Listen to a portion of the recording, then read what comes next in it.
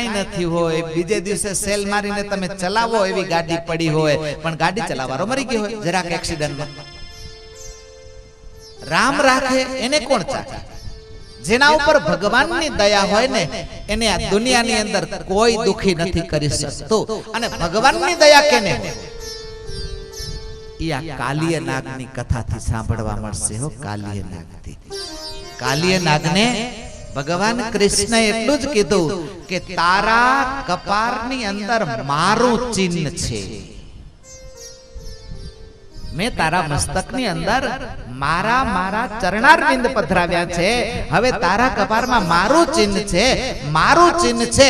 હવે દુનિયાની કોઈ વસ્તુ તને હેરાન નહીં કરશે, મારી નહીં શકે. બસ આટલું આપણે શીખી લઈએ કે આપણે ભગવાનના થયા છીએ અને ભગવાનનું ચિહ્ન જે તિલક ચાંદો એ કપાળમાં કરીને ફરતા હોઈએ ને તો દુનિયાની કોઈ તાકાત નથી કે આપણે અડી શકે.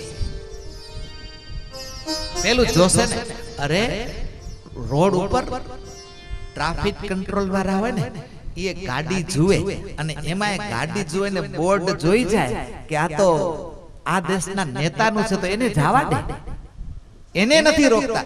અરે નેતા તો ઠીક સીટ ઉપરથી ઉતરી ગયા હોય ને ખાલી બોર્ડ પડ્યું હોય ને તોય જવા દે. એને ખબર કદાચ ફેરી આવી જશે તો ખાલી બોર્ડ પડ્યું છે ગાડી ઉપર તો એ ગાડી જાય, ગાડીની અંદર બેઠા હોય એ બધા જાય ને બધા બચી જાય. તો નથી લાગતું કે આપણે પણ જો ભગવાનનું ચિહ્ન રાખશું ને તો આપણે કોઈ દુખી નહીં કરે, પણ ચિહ્ન રાખીને ફરતા હશું તો ખબર ન હોય ને કે આ કોનો છે, કોનો છે એ ખબર ન હોય એટલે પકડાઈ જાય. તો વાલા ભક્તજનો, આ રીતે કાલિય નાગનું દમન કરી અને એ સમજાવવા માંગ્યું કે આપણે ભગવાનના છીએ તો ભગવાનના થઈને રહીએ, ભગવાનના ચિહ્નો ધારણ કરીને રહીએ તો સંસારમાં ક્યાંય મુશ્કેલી પડશે નહીં. આ રીતે બોધ આપી કાલિયને વિદાય કરી અને ત્યાર પછી ભગવાન ગાયોને ચારવા માટે જંગલની અંદર જઈ રહ્યા છે. ચાલતા ચાલતા વર્ષા ઋતુ આવી છે. વર્ષા ઋતુની અંદર વરસાદ વરસ્યો છે, ભગવાન ગાયો ચારે છે. અને એમાં એક દિવસ કોઈ ગોવાળ વાંસળી વગાડતો હતો, એની પાસેથી વાંસળી શીખ્યા પ્રભુ અને હવે તો બસ સતત વાંસળી વગાડ્યા કરે. સપ્ત સુરો છેડ્યા છે અને સપ્ત સુરોના ગુંજાર આકાશમાં ફેલાયા છે. અને એ સુરોને સાંભળી ગોપીઓના અંતરની અંદર શાંતિ થઈ. પણ હવે ઘણી વખત તમે ઘણી વસ્તુના વખાણ સાંભળ્યા હોય, જોયા હોય, પછી એને પ્રાપ્ત કરવાની ઝંખ ના જાગે કે મને મળે કેમ આ વસ્તુ. અને એમાંય જે વસ્તુ તમને ગમી ગઈ હોય, એ વસ્તુ વારે વારે દેખાતી હોય, એના વારે વારે વખાણ સંભળાતા હોય, પછી તો નિર્ણય જ કરી લો હો કે આ વસ્તુ તો મારે જોઈએ જોઈએ ને જોઈએ. અને પછી આપણી ત્રેવડ ન હોય તો કાં તો પૈસાથી મેળવી, એમાં ત્રેવડ ન હોય તો ચોરી કરીને પણ મેળવીએ ને મેળવીએ. બરાબર વાંસળીના સુરોએ ગોપીઓના અંતરને વેધી નાખ્યા છે. અને હવે ભગવાન અમને કઈ રીતે મળે આ ઈચ્છા ગોપીઓના મનમાં જાગી છે.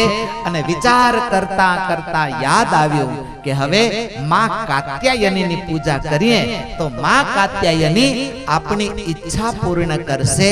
અને બધી જ વ્રજની ગોપીઓ, માઘ માસ આવ્યો છે,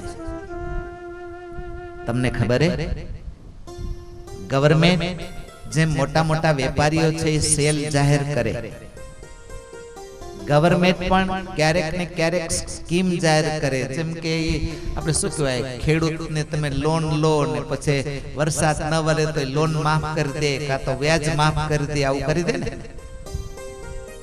એમ ભગવાન જ્યારે આ જગતની અંદર આવે ત્યારે કંઈક ને કંઈક સ્કીમ બહાર પાડે.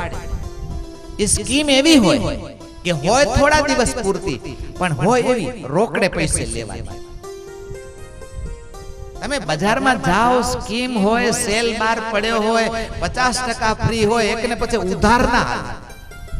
સેલ બહાર પડ્યો છે, 50% ડિસ્કાઉન્ટ છે, એટલે ઓન ધ સ્પોટ આપો, વસ્તુ લઈ ઘરે પહોંચી જાઓ. એમાં ભગવાન આ જગતની અંદર આવતા હોય ત્યારે સેલ બહાર પાડતા હોય અને એમાં ડિસ્કાઉન્ટ આપતા હોય, અને એમાં ભગવાને ડિસ્કાઉન્ટ બહાર પાડ્યો છે કે કેટલીક જગ્યાએ તમને ખબર હશે કે બહેનો વ્રત કરતા હોય, આખો મહિનો જાગરણ કરે, એમાં માઘ માસ છે. માઘ માસનો શાસ્ત્રમાં મહિમા ઘણો કહેલો છે, પણ અઘરો છે હો, કારણ કે એ પોષ ને મહા મહિનામાં આવે, બરાબર કડકડતી ઠંડી હોય ત્યારે આ માસ આવે. અને નિયમ એવો છે કે ઠંડા પાણીએથી નાઈ, ઠંડા પાણી ભીના કપડે એમને ભગવાનને આરાધના કરે, પૂજા કરે ને પછી કોરે કપડે સ્નાવું કરે તો એને ફળ મળે. આ વ્રજની ગોપીઓએ મનમાં નક્કી કર્યું અને યમુનામાં સ્નાન કરવાનું નક્કી કર્યું છે. દરરોજ વહેલી સવારે નાની નાની બાલિકાઓ સાથે મળી ભગવાનને યાદ કરતી કરતી યમુનાની અંદર જાય, સ્નાન કરે. સ્નાન કરી અને નદીની અંદર રેતીની માં કાત્યાયનીની પૂજા દેવી બનાવે, મૂર્તિ બનાવે અને એની ચંદન, પુષ્પ, ધૂપ, દીપ આ 16 ઉપચારથી પૂજા કરે. પૂજા કરી આરતી કરે. આરતી કર્યા પછી 2 હાથ જોડી આંખ બંધ કરી અને બધી જ વ્રજ કન્યાઓ ભગવાનની એક માગણી કરે, ભગવાન આગળ સ્તુતિ કરે. કાત્યાયની મહામાયે યોગિન્યધીશ્વરી નંદ ગોપ સુતમ દેવી પતિ મે કુરુતે નમઃ.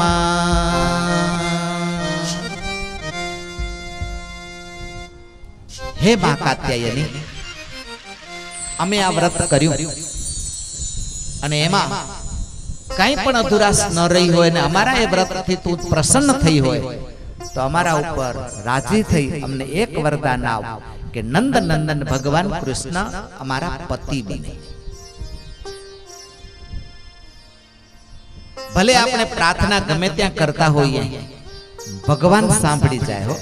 ઓલું દ્રષ્ટાંત આપે ને, ટ્રેનની અંદર આંધળો આમ ભિક્ષા માંગતો હતો અને એમાં ત્રીજા બર્થ ઉપર સૂતો તો એને દયા આવી ગઈ અને એમ કહ્યું ખિસ્સામાંથી 2 રૂપિયા કાઢવા ગયો, પણ એ કાઢવા ગયો ત્યાં તો ઓલો આંધળો દૂર હાલ્યો ગયો એટલે પૈસા કાઢી અને નીચે વાળાને આપ્યા, નીચે બીજાને આપ્યા અને ઓલ્યાએ ઓની થાળીની અંદર પધરાવ્યા. એટલે આંધળાએ આશીર્વાદ આપ્યા હો કે ભગવાન તારું ભલું કરે. એટલે ઓલો બટક બોલો હતો ને એ કે જોયું પૈસા કોકના ને આશીર્વાદ કોને મળી ગયા. ત્યારે આંધળાનો જવાબ હતો કે હું સુરદાસ છું, પણ મારો ભગવાન, મારો આશીર્વાદ અંત નથી. ઈ જેનો હશે ને, જેનો રૂપિયો હશે એને ગોતી લેશે. ભલે તારો વચ્ચે હાથ છે પણ રૂપિયા વાળો જે હશે એને ગોતી લેશે કે રૂપિયો આપનાર આ છે. એમ આપણે ભગવાનની સ્તુતિ કરતા હશો, પણ જો સાચા દિલની આપની સ્તુતિ હશે, ભલે 50, 100 કે 1000 જણાની વચ્ચે એક જ જણાની સાચા દિલની સ્તુતિ હશે ને તો ભગવાનની 1000 વચ્ચેથી પણ સાચા દિલવાળાને ગોતી લેશે અને ત્યાં પહોંચી જશે કે તે આજે પ્રાર્થના કરી હતી ને મારી, હું તારી પ્રાર્થના સાંભળીને આવી ગયો છું. માં કાત્યાયનીની પૂજા કરતા દેવીઓ માગણી કરે, વ્રત કન્યાઓ માગણી કરે અને જ્યાં માસનો અંત આવે છે ત્યાં ભગવાન કૃષ્ણ વહેલી સવારે બાળ મિત્રોની સાથે નીકળ્યા છે, યમુનાના ધરામાં આવ્યા છે. જ્યાં વ્રત કન્યાઓ સ્નાન કરે છે ત્યાં આવી અને વસ્ત્ર ઉપાડી કદંબના વૃક્ષ ઉપર ચડી ગયા છે. લીલા જોવાથી એમ લાગશે કે વસ્ત્ર ઉપાડવા અને ગોપીઓ કહે છે, ઈ પણ વાક્ય એવું જ છે કે ધર્મજ્ઞ, તું ધર્મજ્ઞ છે. ભગવાનને કહે છે તું ધર્મજ્ઞ છે, ધર્મને જાણનારો છે અને સ્ત્રીના વસ્ત્ર હરવા ઈ ચોરી છે, ખરાબ કર્મ છે. પણ શાસ્ત્રો એમ કહે કે વસ્ત્ર નથી હર્યા, એની વાસના હરી છે. વાસના તમે વિચાર કરો, તમારા દિલ ઉપર હાથ મૂકીને તમે મનમાં નક્કી કર્યું હોય કે મારે આજે ભૂંડા સંકલ્પ નથી જ કરવા, હાથની વાત થાવા જ મંડી જવાય. ભૂંડા સંકલ્પ થઈ જાય, ભૂંડી આમ જોવાઈ જાય, ન જોવું હોય છતાં જોવાઈ જાય, ન સાંભળ્યું હોય છતાં સાંભળી જાય, આપણાથી ન કરવાનું બધું જ થઈ જાય, ત્યારે આ સંકલ્પોને આપણે અટકાવી શકીએ એમ નથી. પણ એ સંકલ્પોની ચોરી ભગવાન કરી જાય અને પોતાનામાં મન ભગવાન લાગી દે, પછી ભગવાનમાં મન લાગી જાય. આપણે તાકાત નથી કે ભગવાનમાં મન લગાડી શકીએ, પણ ભગવાન ચોરી જાય પછી એમાં જ લાગેલું રહે. એટલે જ ભગવાનને ચિત્તચોર કયા છે. ગોપીઓના અંતરને હરવા આવ્યા છે, એની મનોવૃત્તિને હરવા માટે ભગવાન અહીં આવ્યા છે, વસ્ત્રને હરવા નથી આવ્યા. અને મનોવૃત્તિ ત્યારે જ હરાય કે જ્યારે ખરાબ કુટેવો દૂર થાય, વાસના દૂર થાય, પછી જ ભગવાનમાં મન લાગે. અને પછી તો ભગવાનની આગળ માગણી કરી અને ભગવાને જેમ કહ્યું એમ કર્યું, એટલે ભગવાનને પાછા વસ્ત્ર આપ્યા. એમ આપણે ભગવાન કે એમ કરીએ તો ભગવાન બધું આપે. પણ આપણા મનનું ધાર્યું કરવા જઈએ, ગોપીઓ મનનું ધાર્યું કરવા જવા તૈયાર થઈ તો ભગવાને ચોખ્ખી ના કહી દીધી, તમે જાઓ, જેને કેવું હોય એને કહી આવો. કંસને કેવું હોય તો કંસને કહી આવો, નંદને કેવું હોય તો નંદને કહી આવો, ગામમાં જેને કેવું હોય એને કહી આવો, વસ્ત્ર નહીં આપો, જાઓ. અને કૃષ્ણએ કહ્યું એમ કર્યું તો તરત જ વસ્ત્ર આપી દીધા અને ગોપીઓના મનનો સંતોષ થયો. પણ ગોપીઓએ કહ્યું કે કૃષ્ણ, તું વસ્ત્ર લેવા આવ્યો એ શું કામ આવ્યો એ અમને ખબર છે. અમે 1 મહિનો સુધી માં કાત્યાયનીની આરાધના કરી છે અને નંદનંદન અમારા પતિ બને, તું અમારો પતિ બને માટે તું અહીં આવ્યો છે. હવે અમારી ઈચ્છા પૂરી કર. પણ કૃષ્ણએ કહ્યું કે ગોપીઓ, તમારી ઈચ્છાની પૂર્તિ આવતી શરદ પૂનમની રાત્રિએ થશે. ગોપીઓને ડેટ મળી ગઈ, તારીખ મળી ગઈ કે હવે બસ કનૈયાનું ને અમારું મિલન થઈ જશે. એના અંતરમાં સંતોષ છે. અને તમે જુઓ, એક વખત તમને કઈક ઈચ્છા હોય અને એની ડેટ આવી જાય પછી ખબર જ હોય કે આ દિવસે જ છે, ત્યાં સુધી તમે પૂર્વ તૈયારી કરો અને ખબર છે કે આ દિવસે મને આ વસ્તુ મળી જવાની છે. ગોપીઓ ઘેર ગઈ છે, પોતાની તૈયારી કરવા લાગી ગઈ છે કે શરદ પૂનમ એ અમારે માટે કનૈયાનો ને અમારા મિલનનો અવસર છે. અને આ બાજુ ભગવાન વનમાં ગયા છે મિત્રોની સાથે. જુઓ, એક બાજુ વસ્ત્ર હરીને ઈચ્છા પૂરી કરી તો બીજી બાજુ ભગવાનને ભૂખ લાગી છે વૃંદાવનની અંદર. આટલા વર્ષ થયા, ગાયો ચારે છે, વાછરડા ચારે છે, હરે છે, ફરે છે, કોઈ દિવસ એવો પ્રસંગ નહીં આવે કે ભૂખ લાગી છે. 2 વખત કનૈયાએ કહ્યું છે. એક વખત માં યશોદાને કહ્યું કે મને ભૂખ લાગી છે, અને બીજી વખત હવે આ વૃંદાવનની અંદર બાળ મિત્રોની સાથે છે ત્યારે કહ્યું છે કે મિત્રો ભૂખ લાગી છે, શું કરશો? અને માથુર દેશના બ્રાહ્મણો યજ્ઞ કરતા હતા, ત્યાં ગયા છે, ક્યાં મૂક્યા છે માગવા માટે ગોવાળિયાઓને, અને માથુર દેશના બ્રાહ્મણોએ આપ્યું નથી. કૃષ્ણ પાસે મિત્રો પાછા આવ્યા છે અને મિત્રોએ કહ્યું કે અમને તો આપ્યું નહીં. કૃષ્ણએ કહ્યું કે જાઓ એમની પત્નીઓ પાસે. બાળ મિત્રોએ કહ્યું કે જે યજ્ઞશાળામાં ગરવા ન દે, રસોડામાં ગરવા દે, અને બાઉન્ડ્રી હોય તો વધારેમાં વધારે રસોડામાં હોય એ ઘરવાડીઓ આવવા દે. અને કૃષ્ણએ કહ્યું કે મિત્રો, હકીકત એવી છે કે જેટલી દયા, જેટલો પ્રેમ, જેટલો આમ ઉદાર ભાવ બહેનોમાં હોય એટલો પુરુષોમાં ન હોય. એ તો તમારા કપડા જૂના થઈ ગયા ને તમે મૂકો નહીં, બૂટ જૂના થઈ ગયા હોય, કપડા જૂના થઈ ગયા હોય, મૂકો નહીં, પણ ઘરે મૂકીને ગયા હો, ધોવા જ મૂકી ગયા હો, કઈએ ગયા હો, ધોઈ નાખજો. ઓલા ધોઈએ નાખ્યું હોય પછી જોયું હોય કે 3 તો બટન તૂટેલા, અહીંયા તૂટેલું હોય, આ હાથવું એના કરતા ત્યાં તો કોક ભીખ માંગવા વાળો આવે એને દઈ દે. 2 દી ખમીને તમે પૂછો કે ઓલા મારા કપડા ધોવા મૂક્યા હતા એમાં આ જબ્બો હતો એ ક્યાં ગયો હતો? એ તો મેં દઈ દીધો. તઈ ખબર પડે કે ઓલાથી ન તૂટે, 3 બટન તૂટી ગયા હોય, બીજા તૂટી ગયા પણ તૂટે મનમાંથી ન તૂટે, બેન દઈ દે, પછી ઓલા નવો લેવો જ પડે, જાય ચા. પણ બેન એવા હોય તો સારું દે, તો નહીતર એક જણાને ત્યાં ગામમાં એક જણો ભિક્ષા લેવા ગયો કે બેન દેવને કઈક ખાવાનું હોય તો બેને રાજી થઈ ગયા હો, થારીમાં રોટલી શાક દાળ ભાત પીરસીને કીધું. લેલો ઘરવાળો કે આવડું ન અપાય, આજે ત્યાં આટલું બધું આપ્યું તો એ કાલે હરી જશે ને કાલે આવશે, તો કે કાલે ન આવે એની આપણા ઉપર જવાબદારી.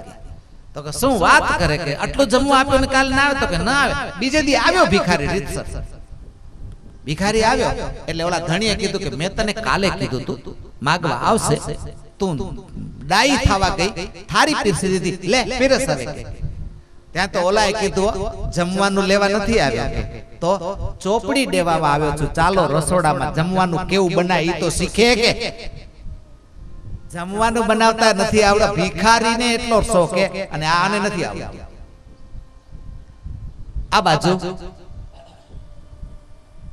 માથુર દેશના બ્રાહ્મણોની પાસે ગોપ બાળો આવ્યા છે અને અન્નની યાચના કરી છે અને કહ્યું છે કે અહીંથી થોડે દૂર ભગવાન બિરાજી રહ્યા છે, વૃંદાવન વિહારી આવ્યા છે અને એમને ભૂખ લાગી છે, તો દયા કરો અને કંઈક જમવાનું આપો. અને જ્યાં આપો આવી માગણી કરીને ત્યાં માથુર દેશની સ્ત્રીઓએ કહી દીધું કે કૃષ્ણને જમવા જોઈએ, બળદેવને જમવા જોઈએ, નહીં આપીએ. બાળકોને આંચકો લાગ્યો કે કૃષ્ણ તો કહેતા હતા કે એ આપશે, પણ આને ના કહી દીધી. પણ બ્રાહ્મણ સ્ત્રીઓ એમ કહ્યું કે એને જમવા જોઈએ છીએ, તમને નહીં આપીએ, અમે પોતે ચાલશું. અને બ્રાહ્મણ સ્ત્રીઓ માથા ઉપર થાળ લીધા, જે થાળ તૈયાર કર્યા હતા યજ્ઞ નારાયણ માટે, એ જ થાળને લઈ માથા ઉપર લઈ અને બધી જ સ્ત્રીઓ ભગવાન કૃષ્ણને જમાડવા માટે જાય છે. કેવો એનો ભાવ હશે, કેવા પ્રેમથી જઈ રહી છે, એકબીજાનો હાથ પકડી માથા ઉપર થાળ છે, ગાતી જાય છે અને ભગવાન કૃષ્ણની નજીક પહોંચે છે. કેવું ગાતી જાય છે. હે ચાલ સખી ચાલ, ચાલ સખી ચાલ, જોવા જઈએ હાથી લો વન